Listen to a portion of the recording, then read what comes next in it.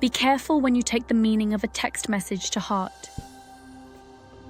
What appears on your screen is only a fragment of reality, stripped of tone, facial expression, pauses, and the living presence of the person who wrote it.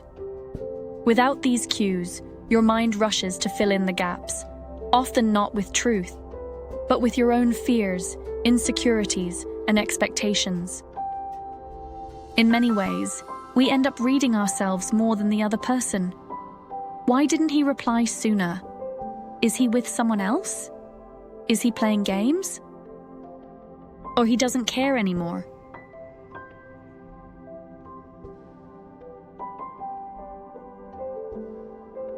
The trap of interpretation. And psychologists call this projection.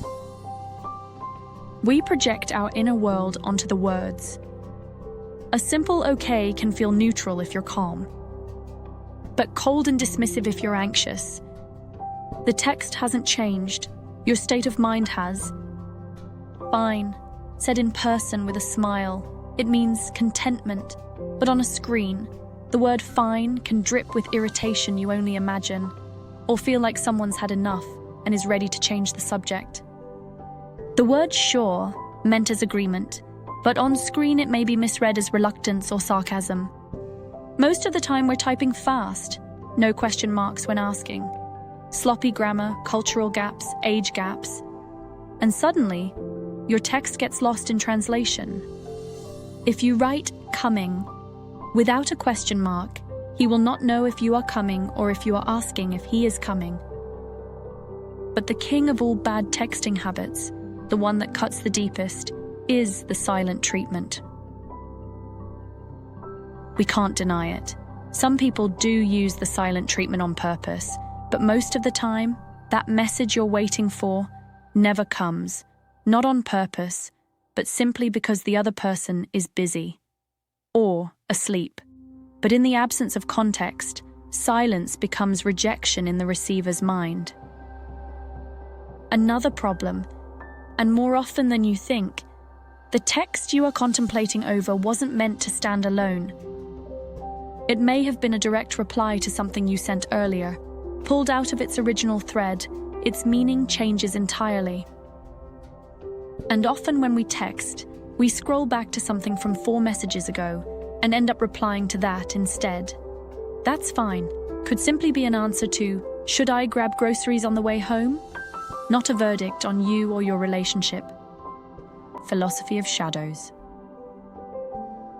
Philosophically, words are far weaker than feelings. A single emotion can take an entire encyclopedia to explain. Words are never the thing itself. They are pointers, not reality. Plato warned of mistaking the shadows on the cave wall for the truth. In texting, we are not even looking at shadows. We are staring at pixels shaped into words, stripped of tone, stripped of life. He may be the one writing the text, but to treat those words as absolute truth is like building meaning on sand. Remember this? Most of the time, men come across softer face-to-face than they ever do over text. Because text is not the natural form of our personality. People type, then delete, then change the words, and maybe send it, or maybe not. Every day, millions of messages are rewritten, not to express truth, but to look better, to play hard to get, to sound smart, or to spark a chase. Some even run to Google or AI, searching for clever answers, just to sound knowledgeable. Now, whether that's good or bad isn't the point. The point is, that's not the real person you're talking to. That's why face-to-face and texting are two completely different people. For example, an educated person can dominate through text, but may fail to impress in real life. And the opposite is also true. Someone weak in texting can be magnetic, sexy, and irresistible face-to-face. And very few people and can truly be both. So let me tell you a story. A friend of mine, she met a guy online who lived in another country. For almost a year, they had an intense online love, texting for hours every day. She was hooked, completely hooked, She used to leave her friends and leave the fun to run home to start the all-nighters with him. And finally, he promised to come, and she was over the moon and she couldn't wait to see him. Over the phone, they planned everything: trips, hotels, trains, and rental cars. And finally, the big day has arrived, and they met. But their story ended just 2 hours into meeting.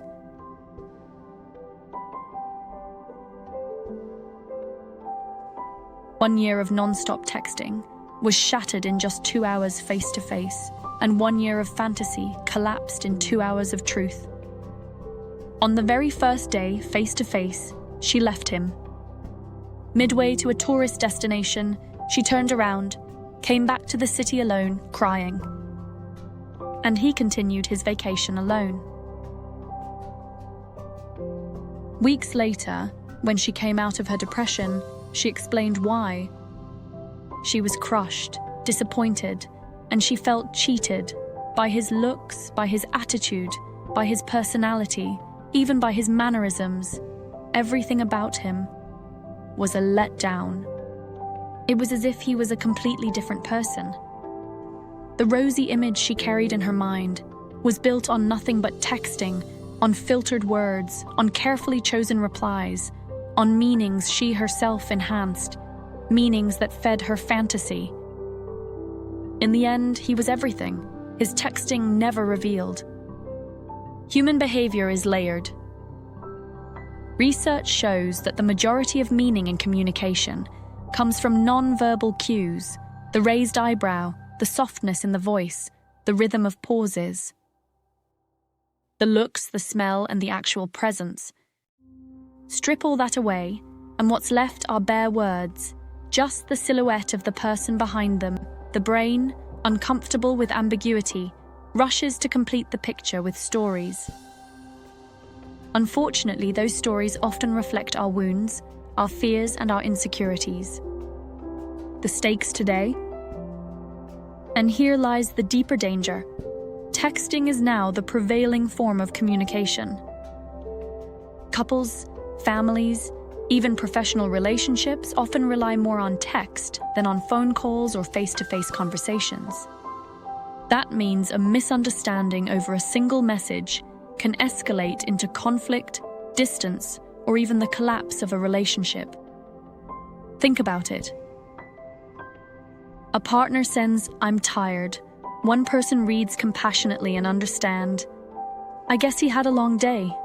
Another reads suspiciously, "Tired? He doesn't want to see me." A friend replies, "K." To your long message, maybe they're rushing into a meeting, but without context, you take it as dismissal and resentment brews. A colleague writes, "We need to talk." It could mean a minor clarification, but your mind races to imagine catastrophe. Practical reflection. So before you let a text message hurt you or dictate your mood, pause. Ask, am I reacting to the words or to the story I've attached to them? Could this be a continuation of something I said earlier, misunderstood only because I pulled it out of context? And do I need to hear their tone or see their face before I conclude what they meant? The deeper truth. Relationships today rise and fall not only on what we say, but on how we read what is written. Misinterpreted texts can build unnecessary walls. Thoughtful patience can prevent them. In short, don't let a line on a screen define the truth of someone's heart. It's only lines, no? Context, tone, and presence carry more weight than any sentence alone. In an age where texting dominates, wisdom in interpretation is not optional, it is essential.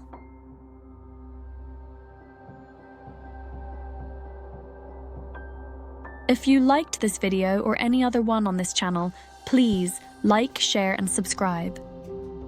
And for subjects like this, please read Why Do Men Lose Interest? You can find it on Amazon.